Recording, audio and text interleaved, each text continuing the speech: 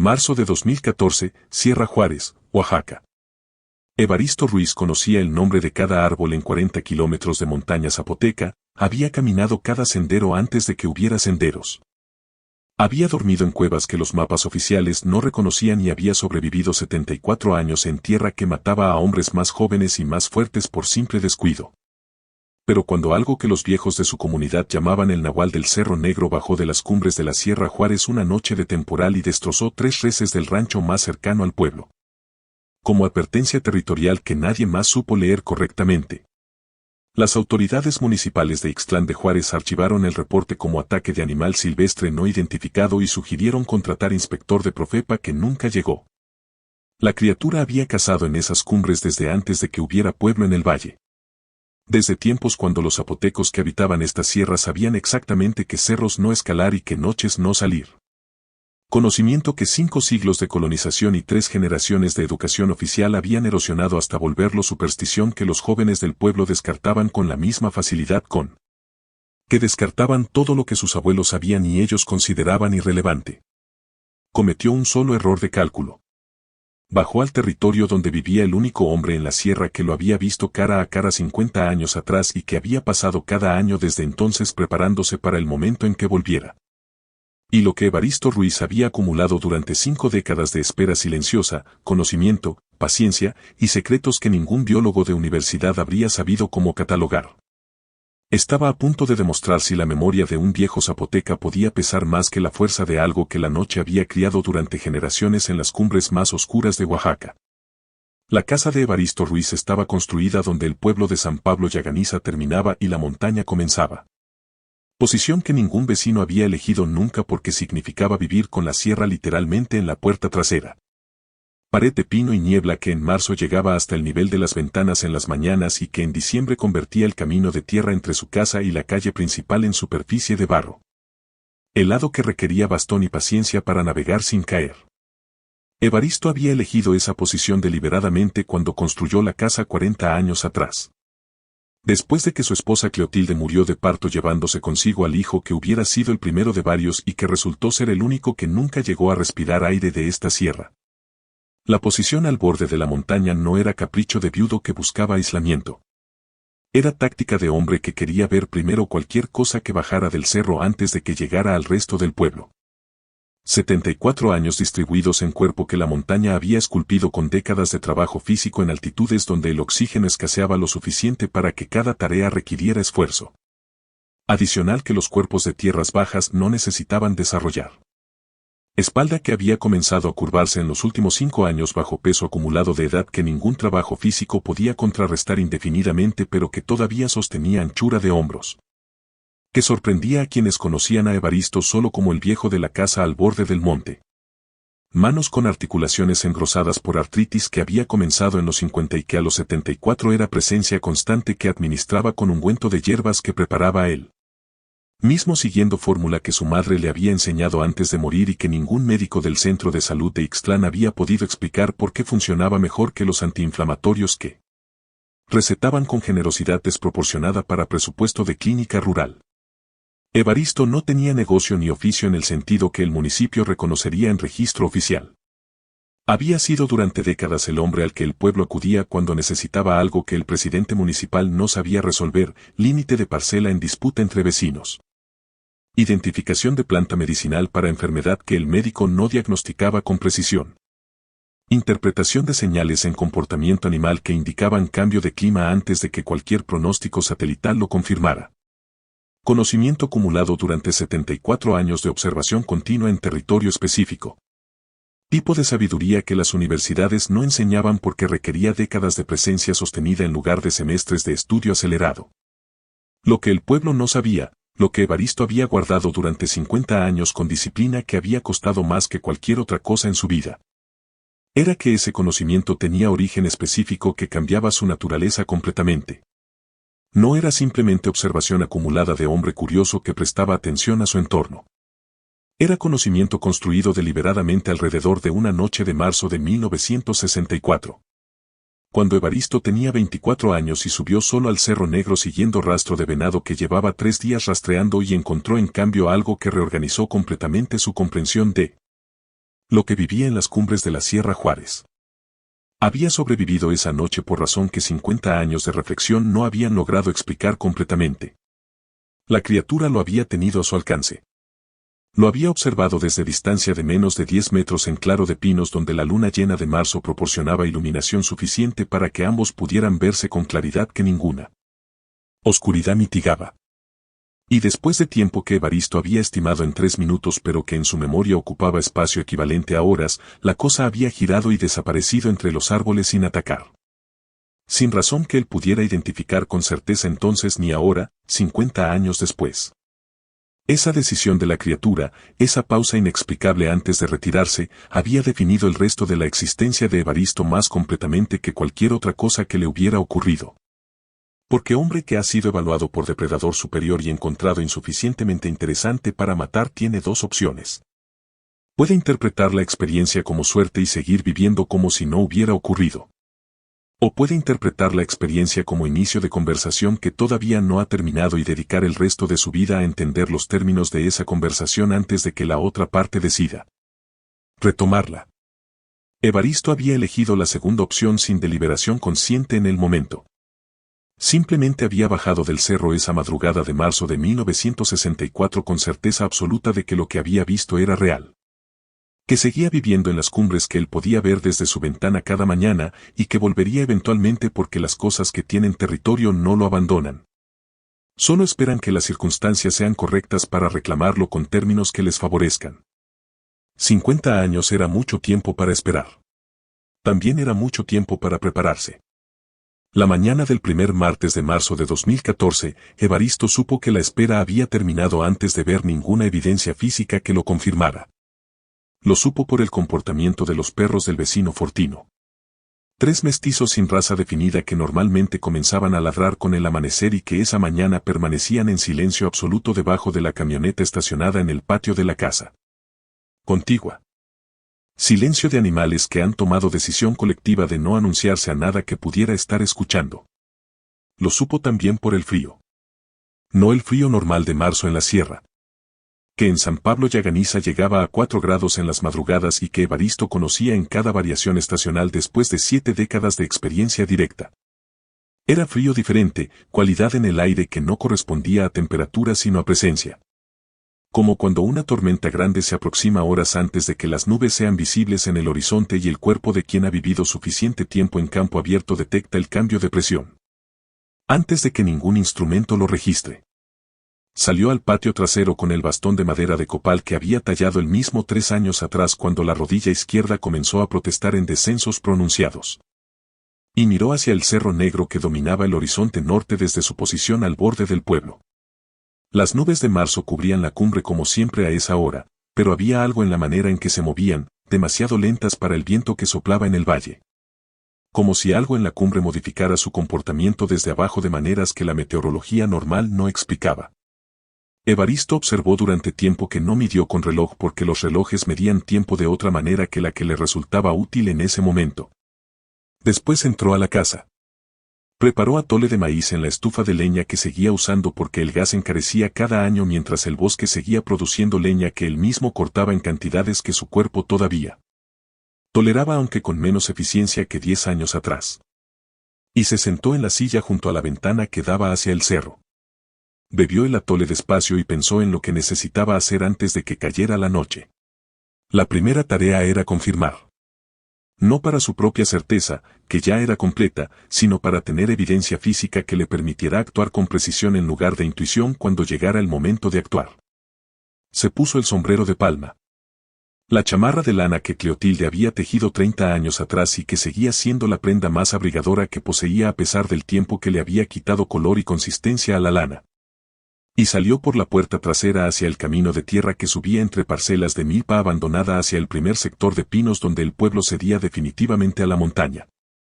Caminó despacio porque despacio era la única velocidad que su rodilla izquierda toleraba en su vida pronunciada sin producir dolor que distrajera atención que necesitaba para observar. El bastón encontraba tierra con ritmo que era casi musical en su regularidad, 3 pasos y apoyo, 3 pasos y apoyo. Cadencia establecida durante años de subir este mismo camino con el mismo instrumento hasta volverse parte del paisaje sonoro de la mañana en esa parte del pueblo. Encontrólo primero a 200 metros del límite del pueblo, donde los pinos comenzaban a espaciarse en claro natural que el ganado de Fortino usaba ocasionalmente para pastoreo cuando los cercos del potrero principal requerían reparación. En el pasto húmedo de la mañana, entre plantas de zacate que la helada nocturna había dejado rígidas con capa de escarcha que el sol de las 8 todavía no había disuelto, había huellas. Evaristo se detuvo junto a ella sin arrodillarse porque sus rodillas no toleraban ese movimiento y levantarse requería esfuerzo que prefería no gastar innecesariamente. Las observó desde altura de hombre de pie con bastón, inclinando el tronco hacia adelante con cuidado de quien conoce exactamente los límites actuales de su columna vertebral. No necesitaba arrodillarse para leer lo que el pasto helado guardaba con claridad suficiente. Las conocía. Había estudiado huellas similares durante 50 años. Primero en el barro del Cerro Negro donde las había encontrado en las semanas posteriores a la noche de 1964 cuando subió a confirmar que lo que había visto era real y no producto de altitud y soledad. Combinadas en proporción que el cerebro de hombre joven no siempre procesaba con fidelidad. Después en dibujos que había hecho en cuadernos que guardaba en caja de madera bajo el piso de su habitación. Reproducciones a escala que había comparado con huellas de cada animal que habitaba la Sierra Juárez hasta confirmar que no correspondían a ningún catálogo disponible en Biblioteca Municipal de Ixtlán. Ni en los libros de zoología que había pedido prestados durante años a maestros de la escuela secundaria que le tenían suficiente respeto para no preguntar para que los necesitaba un viejo que nunca había terminado la primaria. Bípedas principalmente, con impresión profunda que sugería peso distribuido hacia el metatarso más que hacia el talón. Configuración de pie de algo que alternaba entre postura erecta y locomoción cuadrúpeda con facilidad que ninguna articulación humana ni animal podía replicar sin modificación esquelética que la anatomía convencional no contemplaba. 5 dedos con impresión de garra en cada uno. No las marcas superficiales de uña que un felino grande dejaba al caminar, sino penetraciones de 3 a 4 centímetros en tierra que indicaban masa considerable aplicada con presión puntual que solo garra curvada de grosor anormal podía producir. 50 años. El mismo patrón. La misma criatura o descendiente que había heredado territorio y características con precisión que sugería continuidad genética más que coincidencia de especie. Evaristo siguió el rastro hacia arriba durante 40 minutos adicionales. Más allá del claro de pastoreo y hacia sector de pinos densos donde el suelo era capa de agujas acumuladas que absorbían huellas con eficiencia, hasta encontrar segundo elemento que buscaba. En tronco de pino de 40 años. Árbol con diámetro de 50 centímetros que había sobrevivido 2 temporadas de sequía y una plaga de descortezador que había matado a la mitad de los árboles en ese sector 5 años atrás. Había marcas verticales a altura de 2 metros sobre el suelo. 4 líneas paralelas excavadas en la corteza con profundidad que llegaba a madera viva debajo, espaciadas en patrón que correspondía exactamente a separación de dedos en las huellas del pasto. Marcas territoriales. La criatura había señalado su presencia en el límite que consideraba frontera entre su territorio de caza y el asentamiento humano debajo. No era comportamiento de animal que marcaba por instinto ciego. Era comunicación deliberada, mensaje colocado en punto específico donde quien supiera leerlo lo encontraría con seguridad. Evaristo extendió la mano y pasó dedos artríticos por las marcas en la corteza. Sintiendo profundidad de cortes que la madera húmeda de marzo había comenzado a oxidar en bordes que todavía olían a resina fresca. Recientes. De esa noche o de la anterior como máximo. Había bajado. Estaba cerca. Y había dejado mensaje en árbol que Evaristo visitaba regularmente en sus caminatas matutinas. Árbol que la criatura no podía saber que era parte de ruta específica de hombre específico a menos que hubiera observado esa ruta con suficiente atención para establecer patrón. Lo había estado observando. Evaristo bajó al pueblo con paso que era más lento que el de la subida porque la rodilla protestaba con más insistencia en descenso y porque su mente procesaba información que reorganizaba calendario. De lo que había planeado durante años con urgencia nueva que comprimía tiempos que había imaginado más extensos. Llegó a su casa cuando el sol de marzo ya estaba suficientemente alto para disolver la niebla matutina y revelar el Cerro Negro en su totalidad.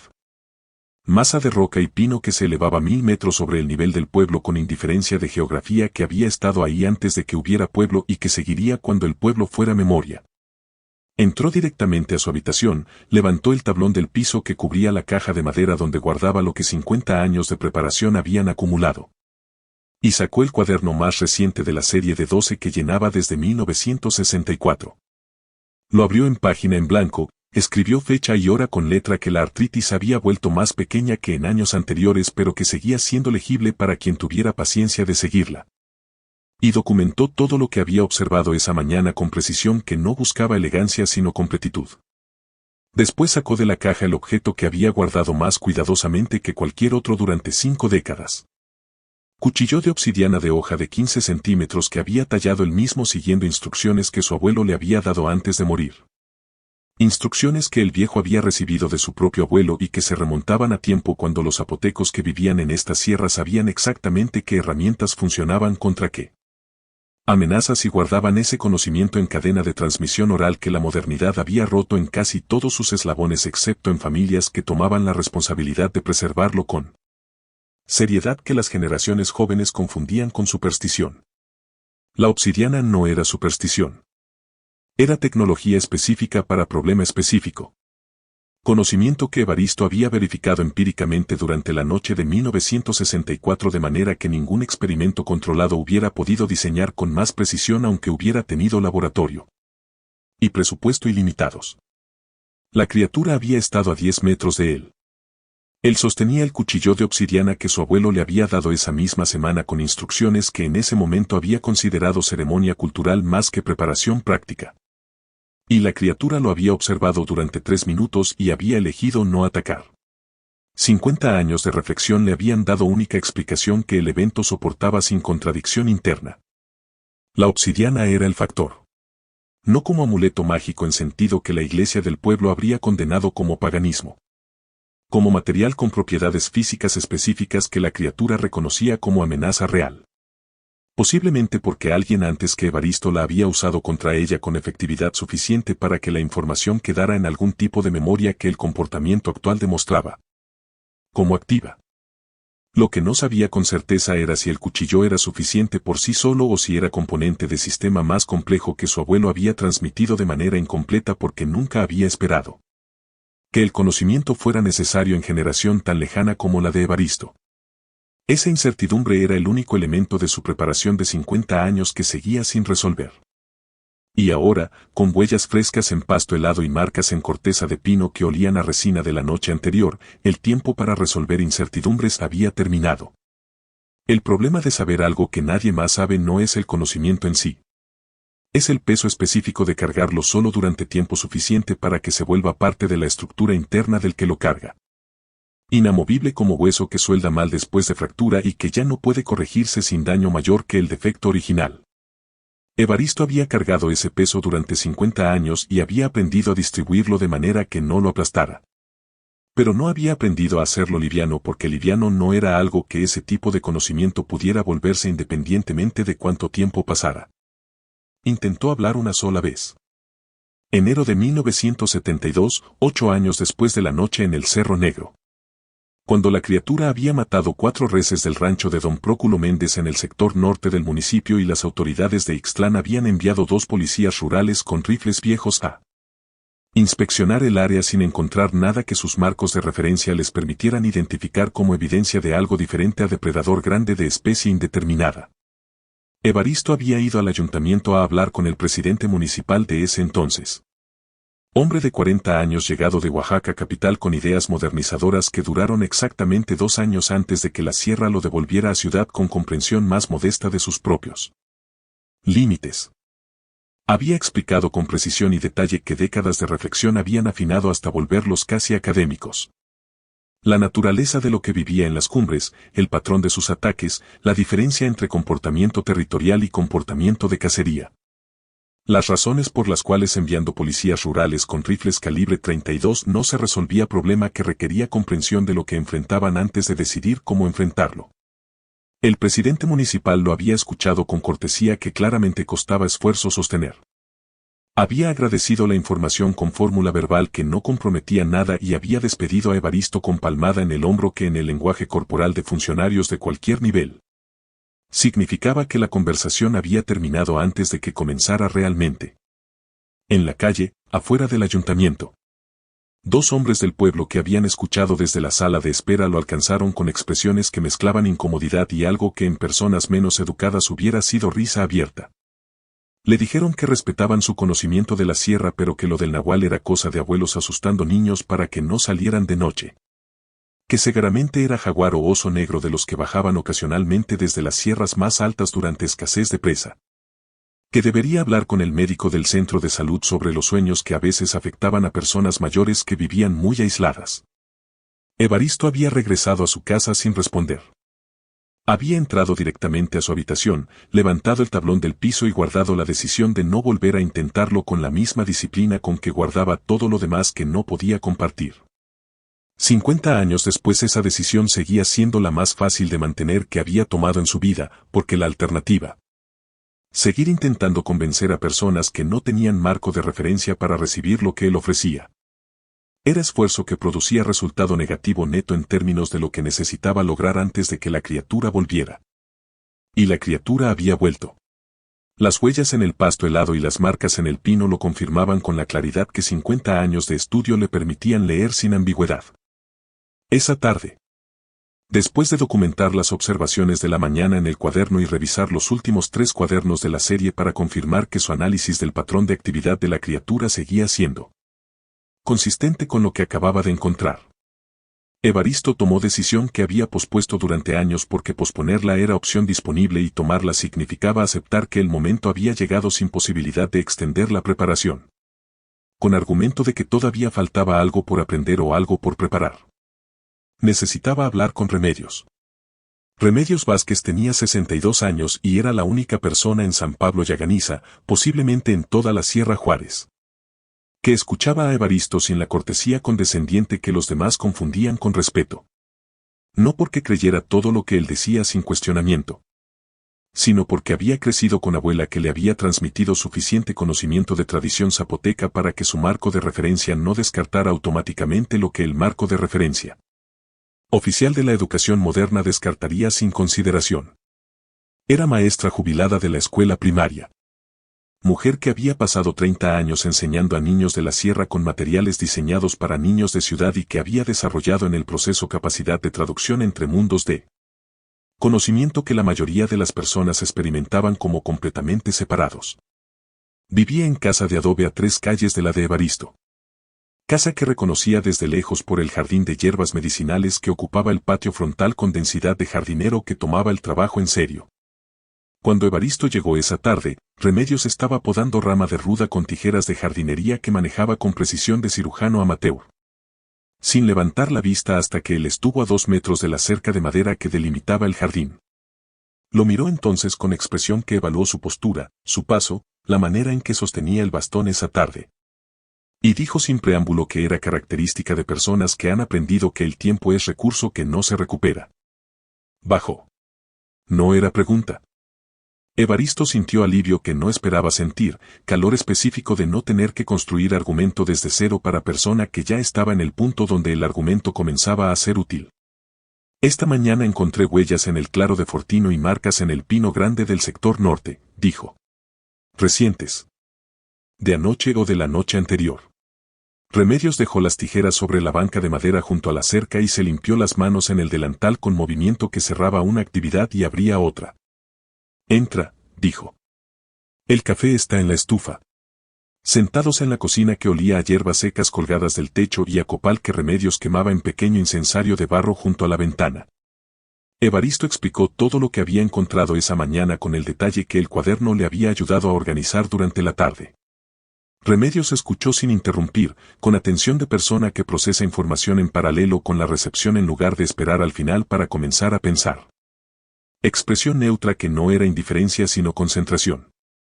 Cuando Evaristo terminó, el silencio duró tiempo suficiente para que el café en las tazas bajara de temperatura hasta punto donde seguía siendo bebible pero había perdido el calor óptimo que ninguno de los dos notó porque ambos tenían la mente en otro lugar.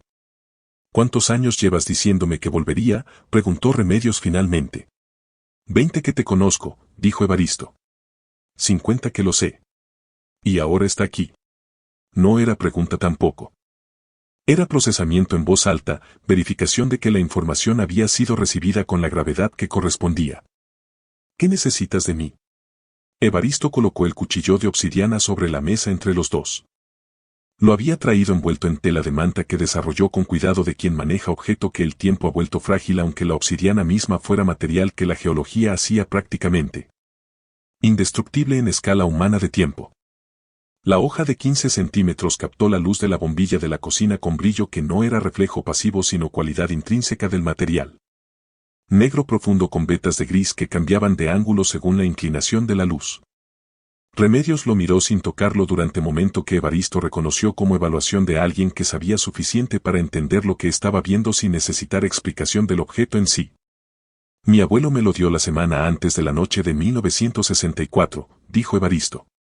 Con instrucciones que en ese momento no entendí completamente porque era joven y pensé que era ceremonia. Después de esa noche entendí que no era ceremonia. ¿Qué instrucciones? Evaristo las recitó de memoria porque había repetido las palabras de su abuelo en su mente con tanta frecuencia durante 50 años que existían en él, con la permanencia de texto grabado en superficie que no se erosionaba. El filo de obsidiana encuentra lo que el hierro no puede encontrar. No en el cuerpo sino en lo que sostiene al cuerpo en su forma.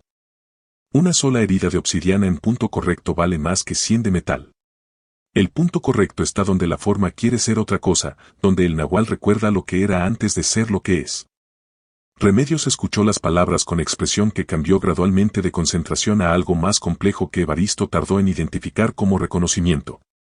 Mi abuela decía algo similar, dijo después de pausa que organizó pensamiento que claramente requería acceso a memoria que no estaba en superficie inmediata. No sobre el nahual específicamente. Sobre la naturaleza de la transformación en general. Decía que el nahual no es criatura que nació así.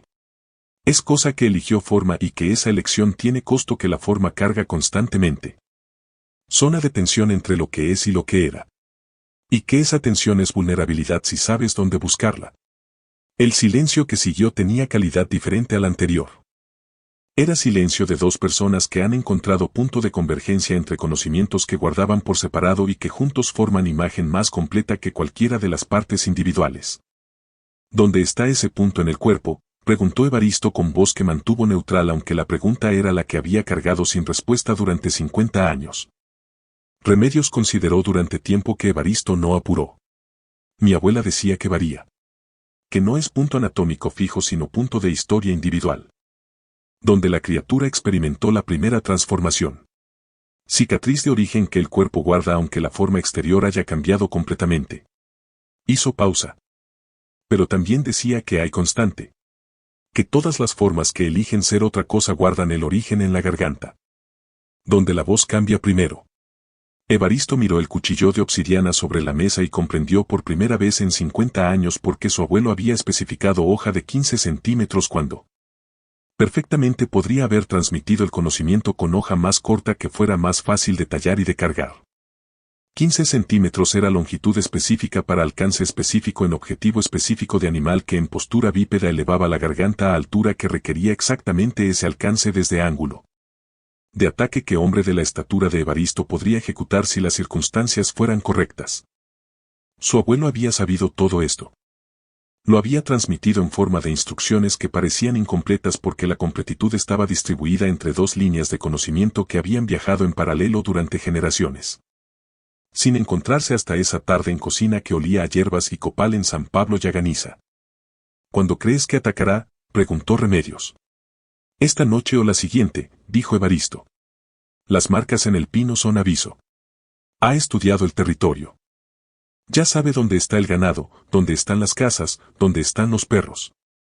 Lo que todavía está evaluando es si hay algo en el pueblo que represente amenaza para él antes de bajar completamente. ¿Y hay algo? Evaristo recogió el cuchillo de obsidiana de la mesa y lo envolvió nuevamente en la tela de manta con los mismos movimientos cuidadosos con que lo había desarrollado. Hay alguien, dijo, que lleva 50 años esperando exactamente esta conversación. Remedios lo miró con expresión que mezclaba preocupación genuina con algo que en persona menos contenida por años de disciplina. Docente habría sido admiración. Eres hombre de 74 años con rodilla que te impide correr y artritis en las manos.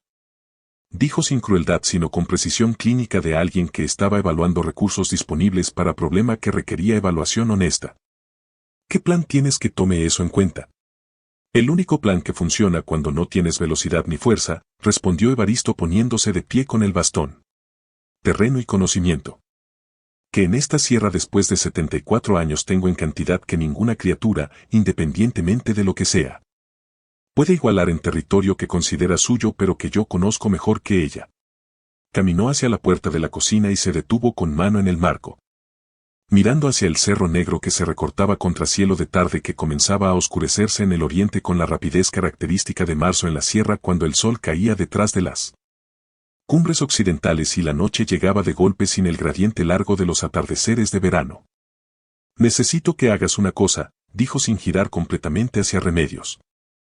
Esta noche y la siguiente, si escuchas algo inusual, si los perros de Fortino dejan de ladrar o si el frío cambia de manera que notes. Quiero que te quedes adentro con la puerta cerrada y no salgas hasta el amanecer independientemente de lo que escuches. ¿Y tú?, preguntó Remedios. Yo estaré donde necesito estar, dijo Evaristo. Que es el único lugar donde esto puede resolverse de manera que el pueblo despierte mañana sin saber que algo ocurrió durante la noche. Salió antes de que Remedios pudiera formular la pregunta adicional que claramente estaba construyendo. Porque la respuesta a esa pregunta era información que ella no necesitaba cargar y que él ya cargaba con suficiente peso como para no distribuir más de lo necesario. De regreso en su casa, con la última luz del día todavía suficiente para trabajar sin lámpara. Evaristo pasó 2 horas en preparación que había ensayado mentalmente durante años pero que en ejecución real tenía detalles que ningún ensayo mental capturaba completamente porque los dedos artríticos no respondían con la precisión que la mente recordaba de cuando tenía 40 años menos y la obsidiana requería manejo que demandaba exactamente el tipo de control fino que la artritis comprometía de manera que él había trabajado durante meses para compensar con técnica diferente que distribuía la tarea entre más articulaciones para reducir dependencia de las que fallaban con más frecuencia. Afiló el cuchillo con piedra de río que había traído específicamente del arroyo al pie del Cerro Negro. Piedra cuya composición mineral había verificado durante años como adecuada para obsidiana sin producir el tipo de microfracturas en el filo que piedras de otra composición creaban y que comprometían la integridad del corte en momento crítico donde el filo tenía que funcionar perfectamente o no servía para nada. Verificó el mango de madera de copal que había reemplazado el año anterior anticipando exactamente esa noche. Madera que daba agarre que el sudor y el frío no comprometían con la misma facilidad que maderas más comunes. Después preparó lo que llevaría. No era arsenal. Era selección de hombre que había pensado durante décadas en exactamente este problema y que había llegado a conclusión de que más no era necesariamente mejor cuando lo que determinaba resultado era precisión de un solo momento en lugar de volumen de fuerza sostenida. El cuchillo de obsidiana. Linterna de mano con baterías nuevas. Cuerda de 20 metros enrollada en lazo que podía usar para múltiples propósitos en terreno de montaña. Silbato de hueso que su abuelo le había dado junto con el cuchillo y cuya función específica no había comprendido entonces pero que 50 años de reflexión le habían sugerido una hipótesis que esa noche verificaría o descartaría definitivamente. Se sentó en la silla junto a la ventana cuando la oscuridad fue completa y el Cerro Negro desapareció contra cielo de marzo sin luna que convertía la sierra en masa negra sin detalle. Bebió agua porque el café a esa hora le quitaba el sueño que no necesitaba pero le alteraba el pulso que sí necesitaba estable. Esperó con la paciencia de hombre que ha esperado 50 años y para quien una noche adicional era unidad de tiempo que su organismo procesaba con ecuanimidad que la juventud no habría podido sostener. A las 2 de la madrugada, los perros de Fortino dejaron de ladrar. El silencio que dejaron los perros de Fortino no era silencio normal. Era ausencia activa de sonido. Categoría diferente que quien ha vivido suficiente tiempo en campo abierto aprende a distinguir de silencio pasivo con la misma claridad con que distingue agua estancada de agua que corre debajo de superficie helada. Los perros de Fortino ladraban cada noche sin excepción desde que Fortino los había comprado como cachorros 4 años atrás. Ladraban a murciélagos y a tlacuaches y al viento cuando cambiaba de dirección con suficiente brusquedad para producir sonido entre las tablas del techo del cobertizo. Que dejaran de ladrar simultáneamente a las 2 de la madrugada sin causa aparente era información que Evaristo procesó con la inmediatez de quien llevaba décadas esperando exactamente esa señal específica. Se puso de pie de la silla junto a la ventana con movimiento que la rodilla protestó en tono que reconocía como aviso más que como prohibición. Límite que podía cruzar con costo aceptable dado lo que estaba en juego. Se puso la chamarra de lana de Clotilde. Verificó que el cuchillo de obsidiana estuviera en funda de cuero que había cosido él mismo al interior de la chamarra en posición que permitía acceso con mano derecha sin movimiento que requiriera tiempo adicional en momento donde el tiempo sería recurso más escaso que cualquier otro. Tomó la linterna, la cuerda y el silbato de hueso y salió por la puerta trasera hacia el camino de tierra que subía a la montaña. La noche de marzo en la Sierra Juárez tenía temperatura de 3 grados que el cuerpo de 74 años sentía con más insistencia que el de 24 que había subido el mismo cerro en noche similar 50 años atrás. Evaristo caminó sin encender la linterna porque la oscuridad era su ventaja y renunciar a ella para comodidad propia era error que el plan no permitía. Conocía el camino sin luz. Lo había caminado suficientes veces con ojos cerrados, literalmente. Como ejercicio de preparación que había comenzado a sus 40 años cuando comprendió que si el momento llegaba probablemente sería de noche y que depender de luz artificial en ese momento era depender de variable que la criatura podía eliminar con un movimiento. Los pinos cerraban sobre el camino a 200 metros del límite del pueblo, formando túnel vegetal donde la oscuridad era densa y donde el suelo de agujas acumuladas absorbía el sonido de sus pasos con eficiencia que el bastón comprometía parcialmente.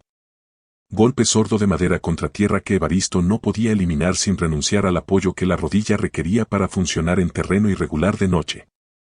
Era concesión que había aceptado durante la planificación como costo inevitable de la realidad física de su cuerpo en este momento de su vida versus el cuerpo que hubiera preferido tener para esta tarea específica. Había avanzado 400 metros montaña arriba cuando lo olió. Olor que no tenía referencia exacta en catálogo de olores de sierra que 74 años habían construido con precisión casi taxonómica. No era olor de felino, que tenía cualidad de almizcle limpio que identificaba con certeza después de décadas de encontrar marcas de puma en territorio donde los felinos seguían siendo presencia real aunque escasa. No era olor de oso negro, más denso y dulzón con componente de vegetación fermentada que reflejaba dieta omnívora. Era olor que tenía elementos de ambos y de algo más que no tenía nombre en ningún catálogo porque lo que lo producía no tenía nombre en ningún catálogo. Lo había olido una sola vez antes. Marzo de 1964. Claro de pinos con luna llena. 10 metros de distancia y 3 minutos de evaluación mutua que habían definido 50 años de su existencia. La criatura estaba arriba. Entre él y la cumbre, en algún punto del sector de pinos densos donde el sendero se angostaba hasta volverse apenas sugerencia de dirección en lugar de camino definido. Evaristo se detuvo y escuchó con concentración que 50 años de práctica habían afinado hasta el límite de lo que oído humano podía alcanzar sin asistencia tecnológica. No escuchó movimiento. No escuchó respiración. Solo el viento de marzo entre las copas de los pinos y ocasional crujido de rama que el frío contraía en sonido que cualquier persona con menos experiencia en ese bosque específico habría confundido con movimiento de animal grande. Evaristo no lo confundió. Sabía exactamente cómo sonaba ese bosque cuando solo el viento lo habitaba. Lo que escuchaba esa noche era ese sonido con una ausencia adicional. Los insectos nocturnos que en marzo todavía operaban en las horas más cálidas de la noche, entre medianoche y las 3. Cuando temperatura subía fracción de grado que era suficiente para actividad de especies adaptadas a altitud, habían callado en radio que Evaristo estimó en 50 metros alrededor de su posición. No habían callado hacia arriba donde estaba la criatura. Habían callado alrededor de él. La criatura no estaba arriba. Estaba a su lado. Evaristo no giró. No encendió la linterna. Permaneció completamente inmóvil con bastón apoyado en tierra y mano derecha dentro de la chamarra tocando pero sin empuñar todavía el mango del cuchillo de obsidiana. Esperando con paciencia que era ahora la única arma disponible mientras procesaba información que reorganizaba la situación completamente. La criatura lo había estado siguiendo desde que salió de la casa. Había dejado que subiera 400 metros antes de revelar su presencia a través del olor. Revelación que podría haber sido descuido pero que en animal que había demostrado inteligencia táctica consistente durante generaciones era más probablemente información deliberada. Aviso. El mismo tipo de comunicación que las marcas en el pino habían representado esa mañana. La criatura estaba hablando en lenguaje que Evaristo llevaba 50 años aprendiendo a leer y que ahora tenía que responder correctamente en tiempo real sin posibilidad de consultar los 12 cuadernos que guardaba bajo el piso de su habitación. Sacó el silbato de hueso del bolsillo con mano izquierda. Movimiento lento y deliberado que no intentaba ocultarse sino que anunciaba claramente lo que hacía como gesto de reciprocidad en intercambio que ambas partes estaban ejecutando según reglas que ninguno había establecido explícitamente pero que ambos parecían conocer. Se llevó el silbato a los labios y sopló una sola nota larga, tono que el hueso producía en frecuencia que Evaristo nunca había escuchado en ningún instrumento convencional. Algo entre ulular y silbido que vibraba en cavidad torácica de manera física antes de salir al aire frío de la noche. El bosque respondió. No con sonido que Evaristo pudiera describir después con precisión sino con cambio en la calidad del silencio que lo rodeaba. Modificación en presión del aire que sus oídos registraron como información antes de que su cerebro pudiera categorizarla. Y después, desde la oscuridad densa entre dos pinos grandes a su derecha a distancia que estimó en 8 metros. Sonido que heló algo en la base de su cráneo con fuerza que ninguna preparación intelectual de 50 años había logrado inmunizarlo completamente contra su efecto fisiológico. No era aullido. No era gruñido. Era vocalización que combinaba elementos de voz humana con frecuencias que ninguna garganta humana producía. Como si alguien intentara hablar en idioma que sus cuerdas vocales no habían sido diseñadas para pronunciar y el resultado fuera sonido que se ubicaba en espacio entre lenguaje y rugido sin pertenecer completamente a ninguno de los dos. Evaristo había leído descripción de ese sonido en texto que su abuelo le había mostrado cuando era niño. Texto escrito a mano en español colonial por fraile dominico del siglo XVII que había documentado testimonios de indígenas zapotecos sobre lo que llamaban el Señor de la Forma Oscura. Descripción que el niño Evaristo había procesado como historia religiosa y que el adulto de 74 años reconocía ahora como reporte etnográfico de observación directa con precisión que el tiempo no había erosionado. La criatura salió de entre los dos pinos con movimiento que la oscuridad convertía en secuencia de formas parciales que el ojo intentaba completar con lógica que los fragmentos que recibía no soportaban. Bípeda en ese momento, altura que Evaristo estimó en 2 metros 10. Hombros que en silueta contra el fondo apenas menos oscuro del cielo entre copas de pinos parecían demasiado anchos para proporción del tronco que lo sostenía. Se detuvo a 8 metros, exactamente la distancia que Evaristo había estimado por el sonido. Confirmando que su calibración auditiva después de décadas de práctica específica seguía siendo precisa a pesar de la pérdida de agudeza que la edad había producido en frecuencias altas. Evaristo encendió la linterna. Decisión que había considerado durante años, momento en que revelaría su posición completamente a cambio de información visual que la oscuridad le negaba y que necesitaba para lo que seguía. El haz de luz encontró a la criatura directamente y por primera vez en 50 años Evaristo la vio con iluminación suficiente para registrar detalles que la luna llena de 1964 había proporcionado. En versión insuficiente que la memoria había completado con su posición durante décadas. Pelaje oscuro, casi negro. De longitud irregular que era más densa en pecho y hombros y que adelgazaba hacia extremidades en gradiente que exponía en muñecas y tobillos piel que en la luz directa de la linterna mostraba tono oscuro pero que tenía textura que ningún animal que Evaristo conociera producía. Demasiado fina para piel de mamífero grande, demasiado uniforme para piel de primate. La cara era lo que más tiempo necesitaba procesar. No porque fuera más perturbadora que el resto sino porque era donde la superposición entre categorías que no debían superponerse era más densa y más imposible de resolver en categoría única que el cerebro pudiera archivar sin conflicto. Hocico que se proyectaba más que rostro humano pero menos que hocico de lobo, en punto intermedio que no era transición sino destino propio. Forma que no era incompleta sino completa en términos que la anatomía convencional no contemplaba. Ojos que la linterna iluminó desde ángulo que mostró iris de color que Evaristo no podía nombrar con precisión porque no existía en espectro que su vocabulario de colores cubriera. Algo entre amarillo y verde con componente de luminiscencia propia que no dependía de la linterna para existir sino que la linterna simplemente hacía visible contrafondo que sin ella la habría ocultado. La criatura no atacó. Igual que en 1964, permanecía inmóvil observando con intensidad que Evaristo sentía como presión física en la cara.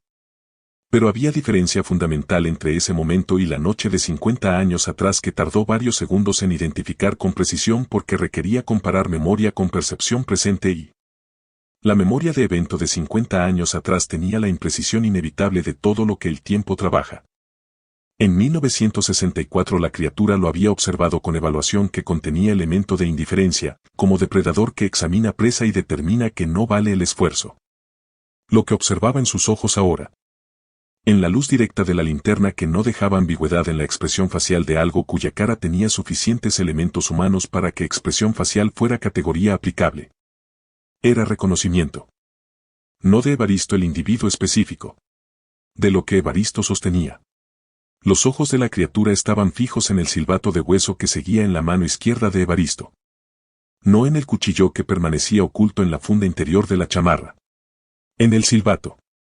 Objeto que Evaristo había tocado sin saber su función completa durante 50 años y cuya función la criatura evidentemente conocía con certeza que su reacción hacía imposible de interpretar como coincidencia.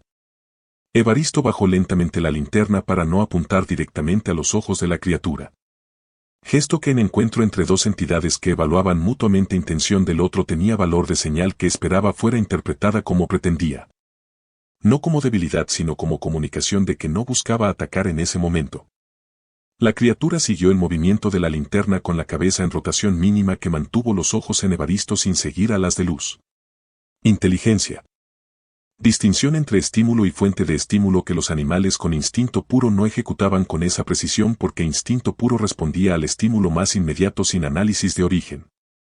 Evaristo tomó decisión que ningún plan previo había contemplado porque ningún plan previo había considerado posibilidad de que el primer contacto fuera esto en lugar de ataque inmediato que requería. Respuesta inmediata. La criatura no estaba atacando. Estaba en conversación, en el único tipo de conversación que el vocabulario que compartían entre los dos permitía. Intercambio de posiciones y señales en espacio compartido que ambos evaluaban con reglas que ninguno había establecido explícitamente pero que el comportamiento mutuo iba definiendo en tiempo real. Elevó el silbato nuevamente y sopló segunda nota, diferente de la primera en duración y en la posición de la lengua que modificaba el tono dentro del rango que el hueso producía. Su abuelo le había dado instrucción específica sobre dos notas y lo que cada una comunicaba. Instrucción que en ese momento Evaristo aplicaba con fe en conocimiento transmitido que 50 años de reflexión habían convertido en convicción aunque nunca hubiera podido verificarla hasta ese instante. La primera nota era presencia. Anuncio de que el portador del silbato estaba en el territorio y reconocía al habitante de ese territorio. La segunda nota era límite. Declaración de que el portador conocía el límite y venía a establecerlo, no a cruzarlo. La criatura respondió con vocalización diferente a la primera que había emitido. Más corta, tono más bajo, sin el componente de frecuencia que había producido el efecto fisiológico de helada en la base del cráneo. Si la primera vocalización había sido advertencia, esta tenía calidad diferente que Evaristo interpretó. Con toda la incertidumbre que la interpretación de comunicación entre especies que no compartían lenguaje convencional inevitablemente contenía, como pregunta. Dio un paso hacia adelante. Un solo paso, bastón encontrando tierra con golpe sordo que en el silencio del bosque sonó más alto de lo que habría sonado en cualquier otra circunstancia. La criatura no retrocedió. Tampoco avanzó. Mantuvo los 8 metros que lo separaban con exactitud que sugería que esa distancia tenía significado específico. Era demasiado para una nota de silbato de hueso de hombre de 74 años en bosque de marzo a las 2 de la madrugada.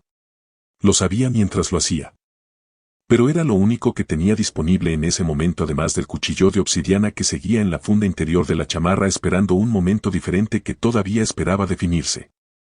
La criatura permaneció inmóvil durante tiempo que Evaristo midió por ritmo de su propia respiración en lugar de segundos porque los segundos no eran unidad adecuada para lo que ocurría en ese espacio. De 8 metros entre hombre viejo con silbato y cosa que la biología no sabía nombrar. Después hizo algo que ningún plan de 50 años había contemplado como posibilidad real aunque Evaristo lo hubiera considerado en momentos de reflexión que en su momento había descartado como fantasía de hombre que pasaba demasiado tiempo solo con sus cuadernos y sus hipótesis sin verificar. Bajó la cabeza. Movimiento mínimo, inclinación de cráneo que en cualquier animal que Evaristo conociera habría leído como sumisión pero que en este contexto, con esta criatura. En este intercambio que no tenía precedente en ningún manual de comportamiento animal que existiera, era demasiado complejo para reducir a categoría única sin perder algo esencial en la reducción. Y después giró. Con la misma fluidez de movimiento que había caracterizado cada desplazamiento que Evaristo había observado en ella. Transición de bípedo a cuadrúpedo en fracción de segundo que el ojo no podía seguir completamente. Y comenzó a subir hacia la cumbre con velocidad que en 10 segundos la hizo invisible en oscuridad del bosque que se cerró sobre su trayectoria como agua sobre piedra que cae, sin marca. Sin rastro de que algo tan grande hubiera pasado por ahí. Evaristo permaneció inmóvil durante tiempo adicional que su cuerpo necesitaba para devolver funciones fisiológicas a parámetros que la adrenalina había desplazado en dirección que el organismo de 74 años no toleraba con la misma velocidad de recuperación que el de 24. Respiró con ritmo deliberado. Sintió el frío de marzo que había estado ahí todo el tiempo pero que solo ahora registraba con la completitud que merece temperatura de 3 grados cuando el cuerpo deja de producir calor. Extraordinario de respuesta a amenaza inmediata. Después miró el silbato de hueso en su mano izquierda con sensación que tardó en identificar porque era emoción que rara vez visitaba a hombre que había vivido su vida adulta en compañía de conocimiento que nadie más compartía. Era gratitud. Hacia el abuelo que le había dado objeto cuya función completa nunca le había explicado porque posiblemente tampoco la conocía completamente. Hacia la cadena de personas que antes del abuelo habían guardado ese objeto y el conocimiento fragmentario que lo acompañaba con suficiente cuidado para que llegara intacto hasta manos que lo necesitarían en momento que ninguno de ellos vivió para ver. Pero mientras bajaba el camino hacia el pueblo con paso más lento que la subida porque la rodilla cobraba en descenso lo que había tolerado en ascenso, Evaristo procesaba también lo que el encuentro no había resuelto. La criatura había bajado esa noche. Había atacado ganado en noches anteriores. El hecho de que hubiera respondido al silbato con algo que podía interpretarse como reconocimiento no significaba que el problema estuviera resuelto. Significaba que había apertura, posibilidad de algo diferente a conflicto puro. Pero apertura no era resolución y la diferencia entre las dos podía medirse en vidas de ganado o de personas si el siguiente paso no era correcto. Y había algo más que el encuentro había revelado que cambiaba la evaluación de la situación de manera que requería ajuste en lo que había planeado para las horas siguientes. La criatura no había actuado sola esa noche. En el momento en que había girado para subir hacia la cumbre, en el instante de transición entre bípedo y cuadrúpedo que el ojo no seguía completamente, Evaristo había detectado en la oscuridad del bosque más allá de donde la criatura había estado. En punto que el haz de la linterna no alcanzaba pero que su visión periférica registró como movimiento que no era viento entre ramas. 2 puntos de luminiscencia amarilla verdosa que no pertenecían a la criatura que se alejaba. Había otra. O había 2 más. Observando desde distancia que la linterna no cubría, silenciosas con la disciplina de animales que cazaban en coordinación y que sabían cuándo mantenerse fuera del intercambio y cuándo intervenir. Evaristo llegó al límite del pueblo cuando el cielo oriental comenzaba a insinuar el gris previo al amanecer que en marzo en la Sierra Juárez llegaba a las 6:15 con puntualidad astronómica que 50 años de observación le permitían anticipar con margen de error de menos de 5 minutos. Entró a su casa por la puerta trasera, fue directamente a su habitación y levantó el tablón del piso. Sacó el 13º cuaderno, el que estaba en blanco porque había comprado la serie completa años atrás anticipando que llegaría el momento de necesitarlo. Y comenzó a escribir lo que había visto esa noche con letra que la artritis hacía pequeña pero que la urgencia hacía legible porque urgencia y precisión no eran contradictorios cuando lo que se documentaba podría ser lo último que alguien escribiera sobre este tema antes de que la siguiente oportunidad llegara. Escribió también la hipótesis que el encuentro había generado y que cambiaba todo. No era una. Nunca había sido una sola durante todo el tiempo que él había estudiado el patrón.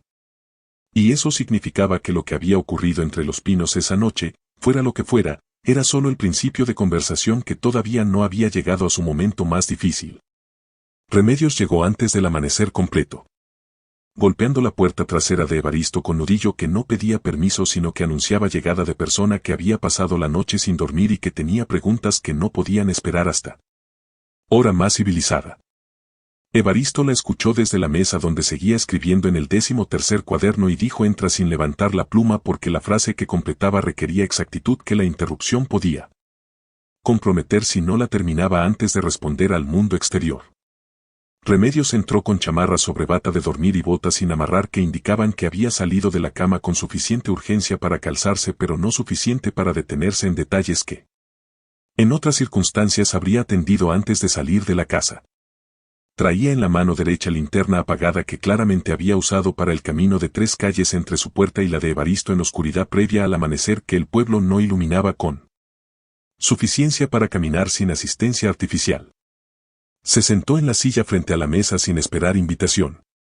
Miró el cuaderno abierto con escritura que llenaba ya 4 páginas desde la noche anterior y después miró a Evaristo con expresión que contenía múltiples preguntas organizadas en orden de urgencia, que la maestra en ella había aprendido a establecer antes de hablar para no desperdiciar tiempo en secuencia equivocada. Escuché el silbato, dijo. 2 veces. Después una tercera nota que era diferente. Evaristo terminó la frase que escribía, dejó la pluma y cerró el cuaderno. ¿Desde adentro con la puerta cerrada como te pedí? Remedios no respondió esa pregunta porque la respuesta era obvia para ambos y gastar tiempo en confirmarla era desperdicio que ninguno de los dos tenía esa mañana. ¿Qué pasó? Evaristo le contó todo. No con el orden cronológico que el cuaderno guardaba, sino con el orden de importancia que la situación requería. Comenzando por el final porque el final era lo que cambiaba todo lo que había planeado durante años y que Remedios necesitaba entender antes que cualquier otro detalle. Le contó sobre los 2 puntos de luminiscencia en la oscuridad más allá de donde la criatura había estado. Le contó sobre la bajada de cabeza que no sabía interpretar con certeza pero que había interpretado como reconocimiento del silbato. Le contó sobre la tercera nota que había improvisado sin saber si funcionaría y sobre la retirada de la criatura que siguió. Remedios escuchó con la misma atención de la tarde anterior, procesando en paralelo con recepción. Expresión que cambiaba gradualmente conforme la información se acumulaba en imagen que ninguna de las partes individuales había producido sola. Cuando Evaristo terminó el silencio duró tiempo que el amanecer llenó progresivamente con luz que entraba por la ventana de la cocina en ángulo horizontal que avanzaba sobre la mesa con lentitud medible. Son 3, dijo finalmente. Como mínimo, dijo Evaristo. Los que vi fueron 2 adicionales. ¿Puede haber más que no detecté? ¿Familia? Preguntó Remedios con palabra que en ese contexto tenía implicaciones que ninguno de los dos exploró inmediatamente porque las implicaciones eran demasiado grandes para el tiempo disponible antes de que el pueblo despertara y el día impusiera su propia agenda sobre lo que necesitaban resolver. No lo sé, dijo Evaristo. Pero el patrón de comportamiento que he documentado en 50 años sugiere territorio compartido con roles diferenciados. La que bajó primero es la que interactúa. Las otras observan. Eso no es comportamiento de animales solitarios que comparten territorio por accidente geográfico. Es estructura. Remedios se levantó y fue a la estufa de leña donde el atole de la mañana de Evaristo seguía tibio en la olla. Sirvió 2 tazas sin preguntar y regresó a la mesa con movimiento de persona que necesita hacer algo con las manos mientras el cerebro procesa información que las manos no pueden ayudar a resolver, pero que el movimiento físico acompaña de manera que la quietud no permite. La que bajó al pueblo a matar ganado, dijo poniéndose la taza entre las manos. ¿Es la misma que te encontraste en el bosque? Sí, dijo Evaristo sin dudar. El olor es identificador más confiable que cualquier característica visual en oscuridad. Es la misma. ¿Y las otras 2 no habrían bajado nunca a matar ganado? Evaristo consideró la pregunta con atención que merecía porque contenía implicación que todavía no había articulado completamente en el cuaderno aunque había estado orbitando alrededor de ella desde que bajó del bosque esa madrugada. No en el registro que tengo, dijo finalmente. Lo que he documentado durante décadas en ataques al ganado de ranchos en el municipio muestra patrón de atacante único con características consistentes. Una sola criatura que marca territorio descendiendo periódicamente para establecer límite mediante violencia contra ganado que considera invasión de su espacio. Las otras no participan en ese comportamiento. Entonces la que baja es la que defiende, dijo Remedios. Y las otras son lo que protege. Silencio que los dos llenaron con atole tibio y con procesamiento de implicación que esa hipótesis generaba si era correcta. Si la criatura que había bajado al pueblo y que había respondido al silbato en el bosque era la que defendía territorio en nombre de un grupo que permanecía en las cumbres, entonces el problema tenía dimensión que cambiaba completamente la naturaleza de cualquier solución que Evaristo hubiera contemplado en sus 50 años de preparación. Matar a la que defendía, si eso hubiera sido la dirección en que la noche anterior había terminado en lugar de la dirección en que había terminado realmente, no habría resuelto nada. Habría creado vacío en estructura que las otras habrían llenado con respuesta que la eliminación de la defensora habría determinado. Y esa respuesta en criaturas con inteligencia táctica que la noche anterior había confirmado más allá de cualquier duda razonable, no habría sido retirada. El silbato cambia el problema, dijo Evaristo poniendo la taza sobre la mesa. No es problema de eliminar amenaza. Nunca lo fue. Aunque yo lo haya pensado en esos términos durante años porque era el único marco disponible cuando no tenía información suficiente para ver el problema correctamente. ¿Cuál es el problema? ¿Entonces? Preguntó Remedios. Límite. Dijo Evaristo con palabra que había usado la noche anterior en el bosque con la tercera nota del silbato pero que ahora tenía contexto más completo que la nota sola no podía haber comunicado. El mismo problema que ha existido en esta sierra entre lo que vive en las cumbres y lo que vive en el valle desde antes de que hubiera pueblo en el valle. Límite que en algún momento existió como acuerdo y que se perdió cuando la cadena de conocimiento que lo sostenía de nuestro lado se rompió. Remedios lo miró con expresión que mezclaba comprensión. Con algo que tomó un momento en identificar. Era la misma expresión que había tenido la tarde anterior cuando sus líneas de conocimiento habían convergido en la cocina que olía a hierbas y copal. Reconocimiento de que la imagen que se formaba era más grande que cualquiera de las partes que la componían. Mi abuela hablaba de acuerdo, dijo despacio, como recuperando texto de memoria que no había visitado en mucho tiempo. Yo siempre lo interpreté como metáfora. Manera de explicar a niños por qué no debían subir al Cerro Negro después de cierta hora. Que había acuerdo entre los que vivían arriba y los que vivían abajo y que respetar ese acuerdo era condición de coexistencia que los zapotecos habían honrado durante generaciones. Hasta que dejaron de honrarlo. Dijo Evaristo. Hasta que dejaron de saber que existía, corrigió Remedios. Que es diferente. Acuerdo roto por ignorancia no es traición. Es pérdida. Y pérdida tiene posibilidad de restauración que traición no tiene de la misma manera. Evaristo sintió algo asentarse en el pecho con calidad de pieza que encuentra su lugar en estructura que había estado incompleta durante tiempo suficiente para que la incompletitud se volviera condición que se olvidaba de cuestionar. 50 años de preparación orientada hacia confrontación que la noche anterior había demostrado que no era la dirección correcta. No porque confrontación fuera imposible sino porque era solución a problema equivocado. El problema no era criatura que amenazaba pueblo. El problema era acuerdo roto que producía tensión que se expresaba como amenaza porque era el único lenguaje disponible cuando el canal de comunicación que el silbato representaba había estado cerrado. Durante generaciones. Necesito volver esta noche, dijo. Remedios no respondió inmediatamente. Miró el cuaderno cerrado sobre la mesa, después la ventana por donde el amanecer ya era luz completa que revelaba el Cerro Negro en toda su extensión verde y oscura sobre el pueblo.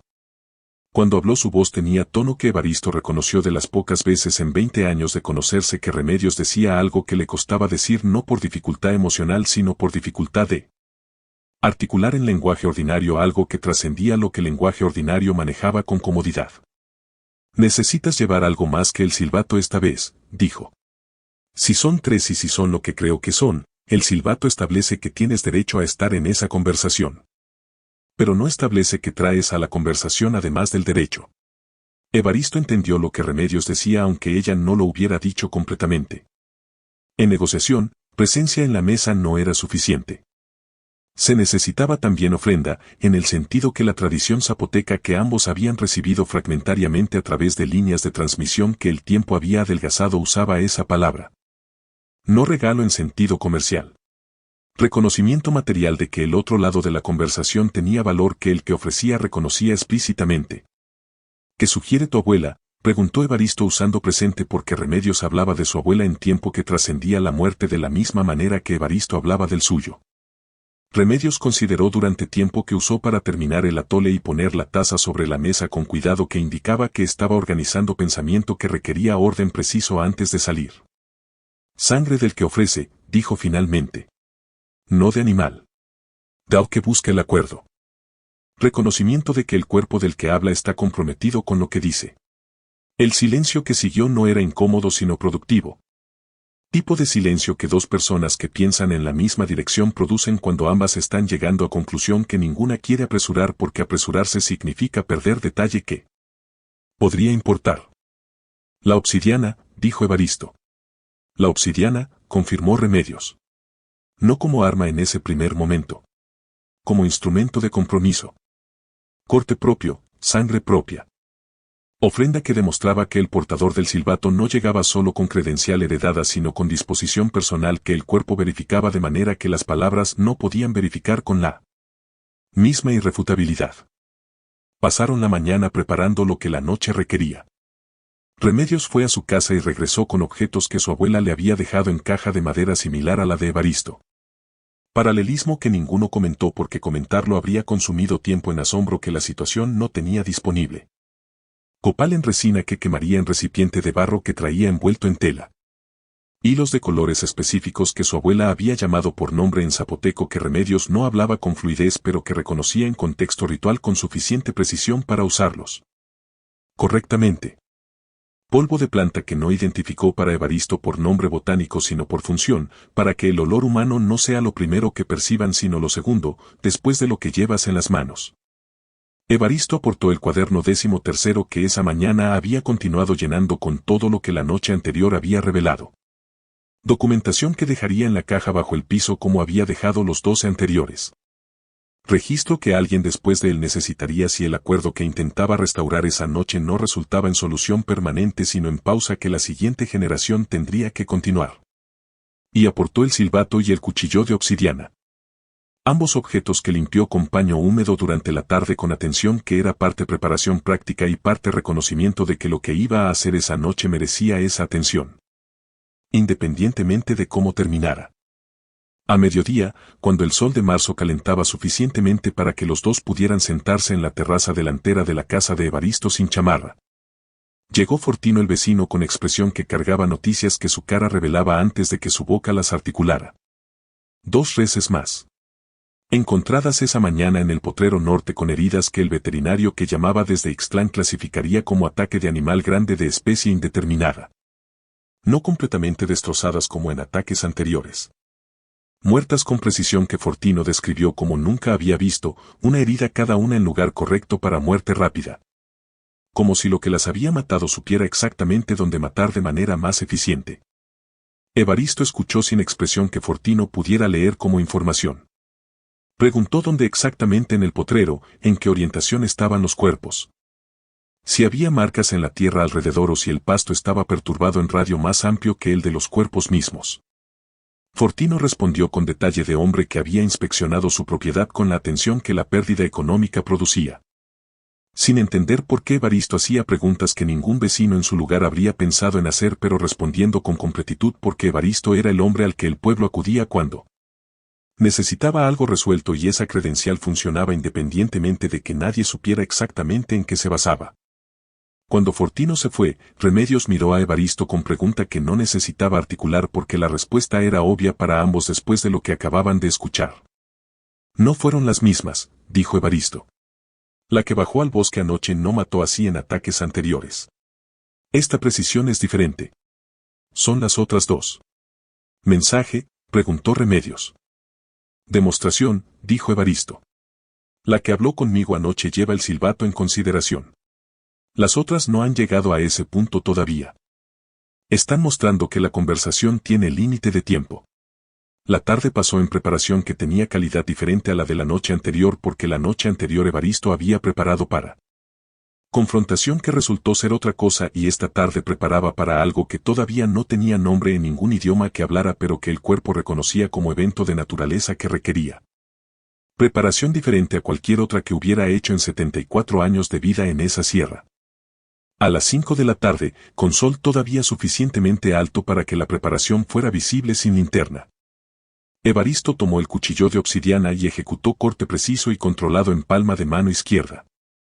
Línea de 2 centímetros en grosor de piel entre pulgar e índice donde los vasos sanguíneos eran suficientemente superficiales para sangrar con abundancia sin comprometer función de la mano pero suficientemente lejos de arteria principal para no representar riesgo que la situación no justificaba.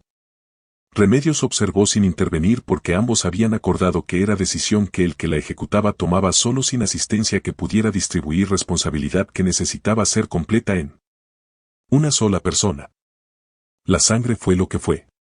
roja oscura en luz de tarde que la mano izquierda de hombre de 74 años producía con la abundancia suficiente para el propósito aunque con menor presión que la misma herida en mano más joven habría generado. Remedios preparó tela limpia y ungüento de los que traía de su caja mientras Evaristo esperaba que la sangre cubriera el filo de la obsidiana que sostenía con mano derecha sin tocarse con los dedos. Cubriera el silbato de hueso que reposaba sobre la tela de manta extendida en la mesa. Y cubriera los hilos de colores que Remedios había colocado en círculo alrededor de los objetos con disposición que su abuela le había enseñado para propósito que en ese momento era más claro que cuando lo aprendió. Después Remedios vendó la mano con eficiencia clínica que 30 años de maestra rural que había aprendido primeros auxilios por necesidad más que por vocación producían. Apretando suficiente para detener flujo sin restringir circulación que la mano necesitaría esa noche. Evaristo flexionó los dedos 3 veces verificando que la venda no comprometía movimiento y después empaquetó los objetos preparados en mochila pequeña que colgó sobre chamarra de lana de Cleotilde. Que ya tenía puesta. ¿A qué hora?, preguntó Remedios. Medianoche, dijo Evaristo. El mismo horario que anoche. Si hay patrón es el que más probabilidad tiene de repetirse. ¿Quieres que espere aquí? Evaristo la miró durante momento que contenía consideración real de la pregunta más allá de respuesta automática que cortesía habría producido sin pensar. Sí, dijo finalmente. Pero no por razón que creas. Remedios esperó la razón sin apurar. Si no regreso antes del amanecer, dijo Evaristo con voz que mantuvo en tono que la información merecía y no más, hay caja bajo el tablón del piso de mi habitación. 12 cuadernos y el 13º que empecé anoche. Necesito que alguien sepa que están ahí y que lo que contienen es registro que alguien después de ti necesitará. Remedios asintió una vez con movimiento que era más que asentimiento pero que no. Necesitaba más que ese movimiento para comunicar lo que contenía. Y si regresas, dijo, necesito que me cuentes todo. No lo que quieres que sepa. Todo. Todo, acordó Evaristo. Salió cuando el sol todavía estaba sobre el horizonte porque el camino al sector del bosque donde había encontrado a la criatura la noche anterior requería luz suficiente para establecer posición que planeaba mantener hasta medianoche. No el camino de subida al Cerro Negro sino punto específico a 300 metros del límite del pueblo donde había árbol de pino grande con raíces expuestas en superficie que formaban asiento natural. Que Evaristo había usado durante años en sus caminatas matutinas como punto de descanso que la rodilla agradecía en la bajada. Punto que la criatura también conocía. Lo sabía porque en 2 ocasiones separadas durante los últimos 5 años había encontrado en ese árbol específico marcas de presencia que no eran las marcas territoriales de los pinos superiores sino algo diferente. Contacto más sutil que podría interpretarse como curiosidad sobre el lugar donde el viejo del pueblo se sentaba regularmente en sus caminatas por el borde de la montaña. Se sentó en las raíces con la espalda apoyada en el tronco y la mochila sobre las rodillas y esperó con la paciencia que era ahora después de 50 años de práctica tan parte de él como la rodilla que protestaba y la artritis que administraba. El bosque oscureció alrededor de él gradualmente sin el dramatismo que la oscuridad repentina del invierno producía. Luz filtrándose entre pinos en ángulo que se aplanaba hasta desaparecer en proceso que en marzo duraba 1 hora completa y que Evaristo había observado en ese mismo árbol suficientes veces para que cada etapa fuera familiar como habitación de su propia casa. A las 8 de la noche, cuando la oscuridad era completa y el frío había bajado a temperatura que la chamarra de Cleotilde mitigaba pero no eliminaba, Evaristo se dio cuenta de que no estaba solo. No por sonido ni por olor, aunque el olor llegaría segundos después. Sino por cambio en la calidad del silencio que 50 años de atención específica a ese bosque específico le permitían detectar como modificación en sistema de referencia tan familiar que cualquier variación era perceptible antes de que pudiera identificar su causa. Era presencia que el bosque registraba en sus pequeños sonidos. Insectos que callaban en radio que se expandía gradualmente desde punto que Evaristo calculó como 20 metros al norte y que se movía hacia él con lentitud de cosa que no tenía prisa porque la ventaja era suya independientemente de la velocidad de aproximación. Evaristo abrió la mochila despacio, sacó el recipiente de barro con copal que Remedios había preparado, lo encendió con cerillo que protegió contra brisa mínima con la palma de la mano vendada. Y esperó que el humo comenzara a subir en columna delgada y blanca que el frío de marzo sostenía verticalmente en aire quieto del bosque antes de disolverse entre las copas de los pinos. El olor del copal cambió el aire alrededor del árbol de manera que era perceptible incluso para Evaristo. Reemplazo parcial del frío neutro de pino y tierra húmeda por algo más cálido y más antiguo que el olfato reconocía en nivel que precedía al lenguaje. Y la criatura que se aproximaba desde el norte se detuvo. Evaristo lo supo por el silencio que se estabilizó en lugar de continuar expandiéndose hacia él. La cosa estaba parada en algún punto entre los árboles, procesando el copal de la misma manera que él había procesado su olor en el camino la noche anterior. Información que modificaba evaluación de situación antes de continuar. Pasó 1 minuto. 2. Evaristo no encendió la linterna. No tocó el silbato. Dejó que el copal hiciera lo que el copal hacía en el vocabulario de ese intercambio y esperó respuesta que llegaría en el tiempo que le tomara llegar sin presión de su parte que pudiera interpretarse como urgencia que la otra parte no compartía. La criatura llegó al árbol desde el lado norte con movimiento que esta vez Evaristo no detectó hasta que estuvo a 3 metros. Distancia que era la mitad de la que había mantenido la noche anterior y que el copal había comprado de manera que ninguna otra cosa en la mochila de Evaristo habría comprado con la misma eficiencia. Se puso en postura bípeda completa junto al tronco del pino. A 3 metros de donde Evaristo estaba sentado en las raíces con mochila sobre rodillas y mano vendada visible sobre la tela de la mochila en posición deliberada que anunciaba lo que contenía antes de que lo sacara. Los ojos bioluminiscentes en la oscuridad completa del bosque eran lo único completamente visible de la criatura. Par de luces amarillas verdosas que Evaristo ya no intentaba resolver en categoría de animal conocido porque hacía horas que había aceptado que la categoría necesaria no existía en ningún inventario disponible y que inventarla requería más tiempo del que la situación proporcionaba. Sacó el silbato de hueso de la mochila con mano derecha. Sopló la primera nota. Presencia. La criatura respondió con vocalización baja que era diferente a cualquiera de las que había emitido la noche anterior. Tono que no contenía el elemento de advertencia ni el de pregunta sino algo que Evaristo clasificó provisionalmente como reconocimiento. Confirmación de que la presencia que anunciaba el silbato era reconocida como la misma presencia de la noche anterior. Entonces Evaristo extendió la mano izquierda, la mano vendada, con palma hacia arriba en gesto que era universal entre humanos en significado aunque no supiera si era universal en el vocabulario más amplio del intercambio que sostenía. La venda blanca en la oscuridad era visible de manera que su mano sin venda no habría sido. Y la mancha oscura en la tela donde la herida había filtrado sangre a través de las capas de gasa durante las horas de espera era visible también para ojos que veían en oscuridad con claridad que la linterna de Evaristo no necesitaba asistir. La criatura bajó la vista hacia la mano extendida durante tiempo que Evaristo midió en respiraciones. 4. 5. 6. Después hizo algo que en las condiciones de oscuridad absoluta y distancia de 3 metros Evaristo procesó como percepción antes de poder confirmarla como observación verificable.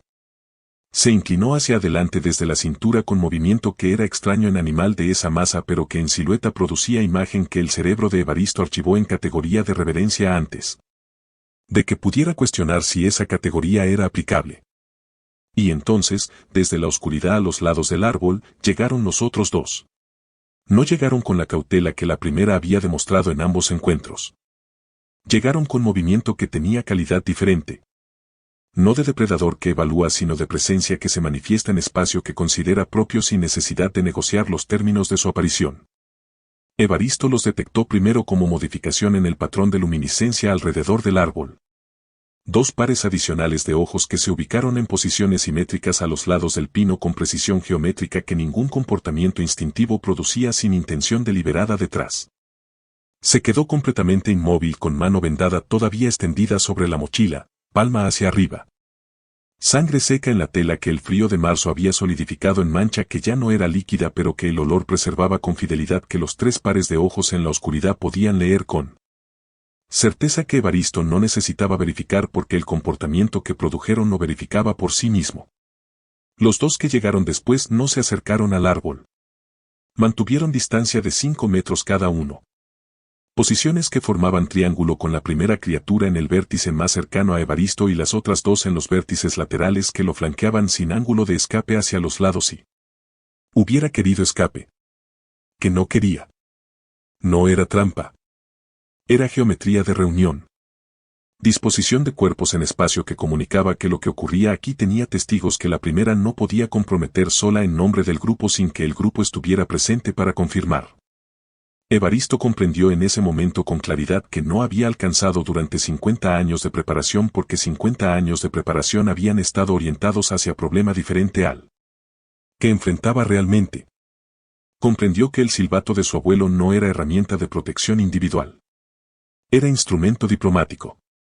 Credencial que permitía a portador humano sentarse en reunión que normalmente ocurría sin representación del lado del valle porque el lado del valle había perdido hace generaciones la capacidad de enviar representante que las cumbres reconocieran como legítimo. Él era ese representante. No por mérito propio aunque los 50 años de preparación habían contribuido a que estuviera en condición de serlo. Por linaje de transmisión que conectaba el silbato en su mano con acuerdo original que alguien antes de su abuelo había negociado con lo que habitaba el Cerro Negro en tiempo que los cuadernos bajo él. Tablón del piso de su habitación no alcanzaban a documentar porque nadie en esa cadena había documentado nada. Todo había viajado en voz y en objeto hasta llegar a él que fue el primero en escribirlo porque fue el primero en enfrentar la necesidad de que sobreviviera más allá de la memoria de una persona. Sopló la segunda nota del silbato. Límite. Los dos que flanqueaban respondieron simultáneamente con vocalización que no era la que la primera había producido en ninguno de los dos encuentros anteriores. Tono diferente, más grave. Sin el componente que producía efecto fisiológico en el sistema nervioso humano pero con volumen que el bosque amplificó entre los troncos de pino en resonancia que Evaristo sintió en el pecho como si el sonido tuviera masa física que presionaba desde adentro hacia afuera. La primera criatura, la que había bajado al pueblo, la que había respondido al silbato en ambas noches, extendió entonces el brazo hacia Evaristo. No con movimiento de ataque sino con gesto que en la oscuridad Evaristo procesó con los sentidos que la linterna apagada le dejaba disponibles. Tacto y olfato y ese sentido sin nombre que los humanos que viven suficiente tiempo en campo abierto desarrollan para compensar visión que la evolución no diseñó para funcionar en oscuridad completa. La mano de la criatura. Si mano era la palabra aplicable a estructura con 5 dedos terminados en garra que tenía oposición de pulgar funcional y proporciones que la anatomía humana reconocería como variación extrema de sí misma. Se detuvo a 20 centímetros de la mano vendada de Evaristo sin tocarlo. Palma hacia arriba también. Gesto que era espejo del suyo, imagen reflejada que comunicaba reciprocidad de manera que trascendía cualquier idioma específico porque era lenguaje del cuerpo en su forma más fundamental. Anterior a cualquier lengua particular que la historia humana o no humana hubiera desarrollado. Evaristo bajó la mano vendada hacia la de la criatura con movimiento que era más lento que cualquier movimiento que hubiera ejecutado en su vida porque lento era la única velocidad que ese momento permitía sin comprometer lo que intentaba hacer. Sus dedos tocaron el dorso de la mano que sostenía la primera criatura, piel que bajo la yema de sus dedos tenía temperatura más alta de lo esperado. Calor de organismo que mantenía temperatura corporal elevada en frío de 3 grados con eficiencia metabólica que la biología humana no igualaba. Y textura que era más cercana a cuero curtido que a piel de mamífero en términos de densidad aunque no en términos de temperatura.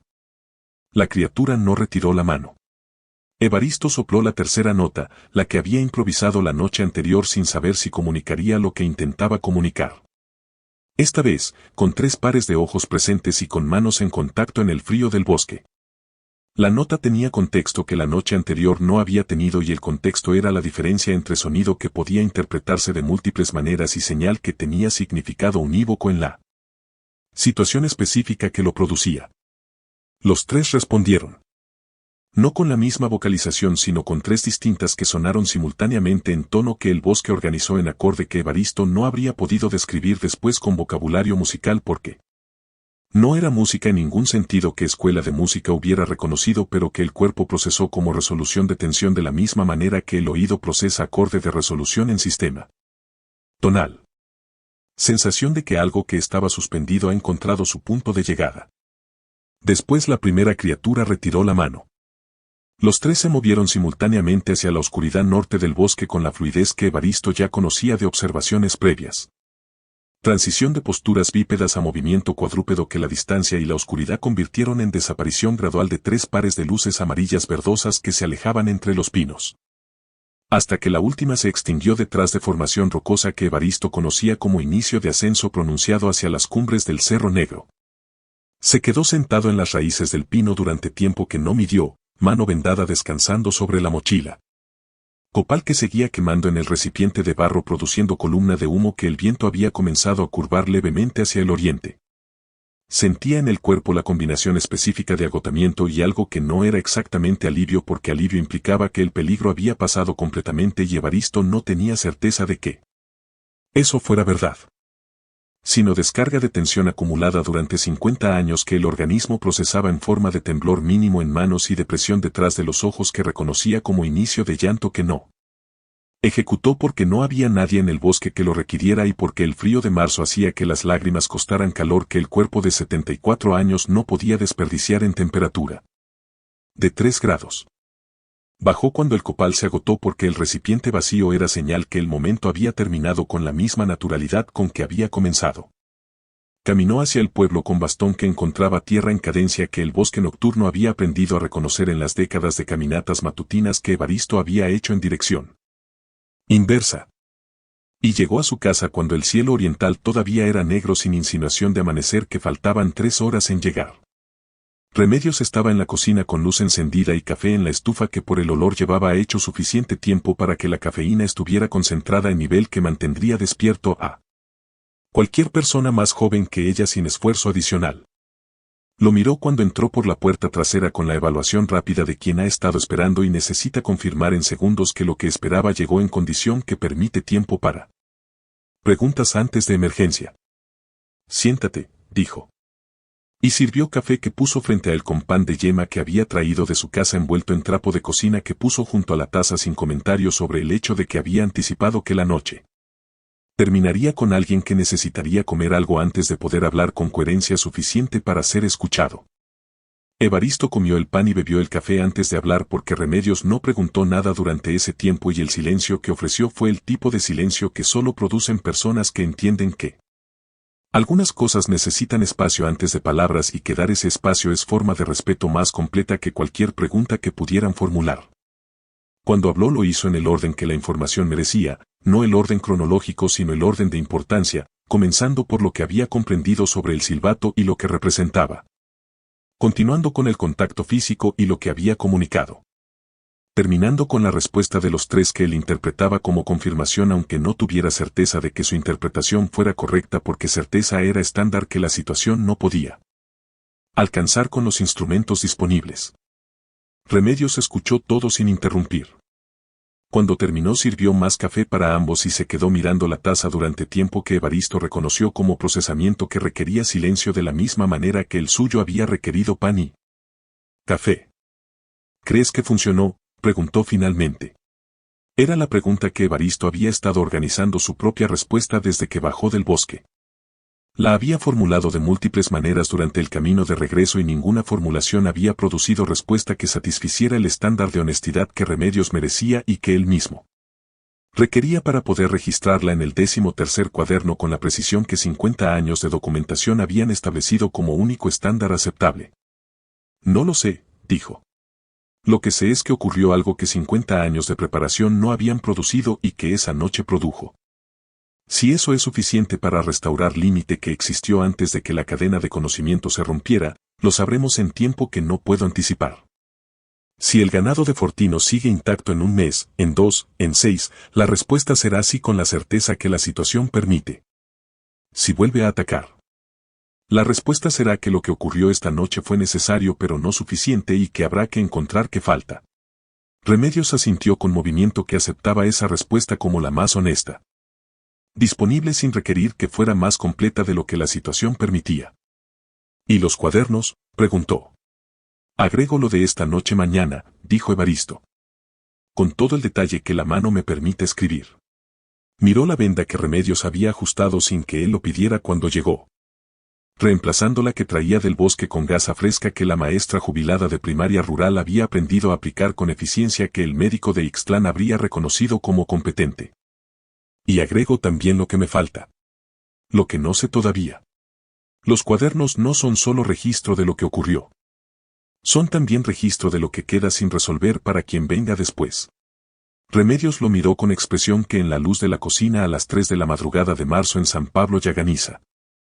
Contenía algo que Evaristo tardó en identificar porque era emoción que rara vez dirigían hacia él en los 20 años que se conocían.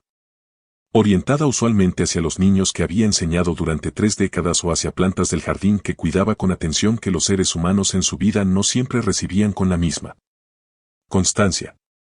Era algo cercano a orgullo. No de ella sobre él en sentido jerárquico, sino el tipo de orgullo que una persona siente cuando otra hace algo que confirma que el mundo tiene en él más de lo que la mayoría de los días hace evidente. Tu abuelo habría estado satisfecho, dijo simplemente. Evaristo no respondió de inmediato porque la frase tocaba algo que había estado presente durante toda la noche sin nombre y que el nombre que Remedios acababa de darle producía en el pecho calor específico que el café no había producido con la misma cualidad. Pensó en el viejo que le había dado silbato y cuchillo con instrucciones incompletas que en ese momento habían parecido insuficientes y que 50 años después resultaban haber sido exactamente suficientes para llevar a hombre de su generación al punto donde podía completar lo que la generación del abuelo no había podido completar. No porque el abuelo hubiera fallado. Porque algunas cosas requieren más de una generación para resolverse y el abuelo había tenido la sabiduría de transmitir lo que tenía con la confianza de que quien lo recibiera haría con ello lo que la situación requiriera. Tal vez, dijo Evaristo. O tal vez habría encontrado 10 cosas que debía haber hecho diferente. Remedios sonrió con la brevedad de persona que sonríe cuando algo es genuinamente gracioso en lugar de cuando la situación social requiere sonrisa.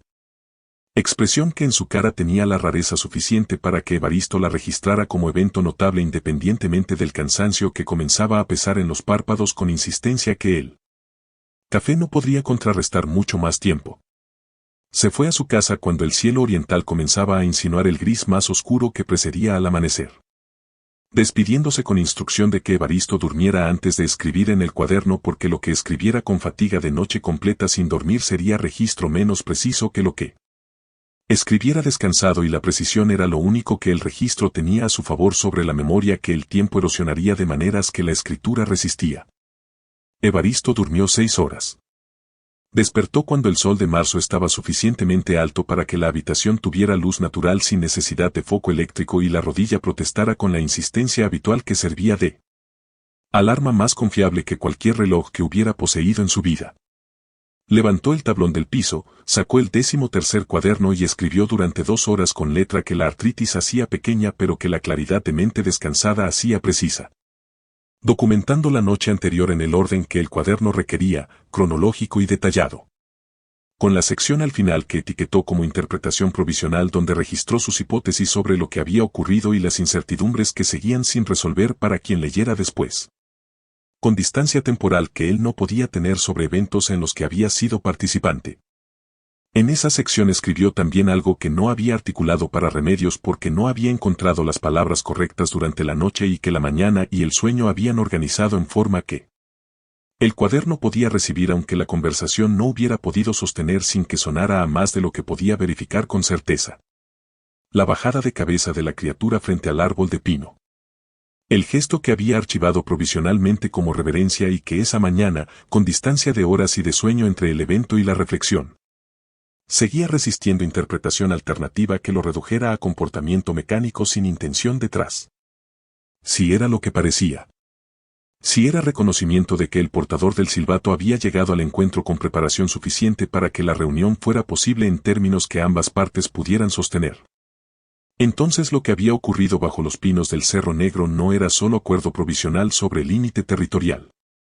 Era algo más cercano a lo que los zapotecos que vivían en esta sierra antes de la conquista llamaban con palabra que los diccionarios modernos traducían como alianza pero que en contexto original tenía dimensión que alianza en español no capturaba completamente. Reconocimiento mutuo de que 2 formas de existir en el mismo territorio tenían interés compartido en que el territorio siguiera siendo lo que era en lugar de convertirse en campo de conflicto que agotara a ambas partes sin producir resultado que ninguna hubiera elegido si hubiera tenido la información completa desde el principio. Guardó el cuaderno bajo el tablón, puso el tablón en su lugar. Y salió a la terraza a tomar el atole de la mañana que había preparado antes de escribir y que seguía tibio en la olla porque noviembre en la sierra conservaba temperatura de líquido en recipiente. Cerrado con una paciencia que el verano no tenía. Era marzo. El sol de marzo en San Pablo Llaganiza tenía calidad específica que Evaristo reconocía como señal de estación con más precisión que cualquier calendario. Ángulo de luz que era diferente al de enero y diferente al de mayo, de manera que 74 años de observación directa habían vuelto tan legible como texto. Luz que tocaba el Cerro Negro desde el oriente en ángulo que revelaba texturas en la roca y en el pino que otras estaciones ocultaban. Detalle de geografía que la iluminación correcta hacía visible como mapa que el resto del año permanecía enrollado. Evaristo miró el cerro durante tiempo que no midió y pensó en lo que seguía. No en lo que había resuelto, porque resolución era palabra que la situación toleraba solo provisionalmente, y provisionalmente era honestidad que prefería a certeza que no podía verificar. Lo que seguía era tiempo. Tiempo de observación que confirmaría o refutaría la hipótesis que los cuadernos guardaban. Tiempo de transmisión, porque los cuadernos solos no eran suficientes y nadie sabía que estaban ahí, o si quien los encontrara no tenía contexto para leerlos con la comprensión que requerían. Remedios tenía ese contexto ahora. Era la primera persona viva además de Evaristo que lo tenía, y eso cambiaba algo fundamental en la ecuación de continuidad que había preocupado a Evaristo desde que tuvo edad suficiente para comprender. Que la cadena de transmisión que le había llegado incompleta a él podía llegar aún más incompleta a quien viniera después si él no hacía algo para remediarlo. Esa tarde fue a casa de Remedios con el 13º cuaderno bajo el brazo y con decisión que había tomado en la terraza mientras el sol de marzo tocaba el Cerro Negro con luz que revelaba mapas que otras estaciones ocultaban. Le explicó el sistema de numeración de los cuadernos. La clave de abreviaturas que había desarrollado durante décadas para términos que repetía con frecuencia y que escribir completos cada vez habría vuelto el registro más lento que la observación que documentaba. Los criterios que había usado para distinguir entre observación verificable e interpretación provisional en las secciones que etiquetaba de manera diferente para que quien leyera supiera en qué terreno estaba en cada momento. Remedios escuchó y preguntó con la precisión que 30 años de enseñanza habían convertido en segunda naturaleza. Preguntas que no eran de quien no entiende, sino de quien entiende suficiente para saber exactamente que no entiende.